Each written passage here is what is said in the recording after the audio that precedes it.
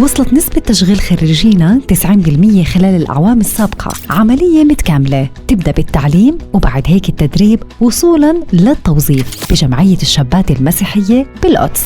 تخصصات دبلوم مختلفة مثل التصوير والتصميم الجرافيكي وإدارة المكاتب والمطبخ الحديث، بالإضافة لدورات متخصصة قصيرة المدى يلي بتهدف لتطوير القدرات المهنية.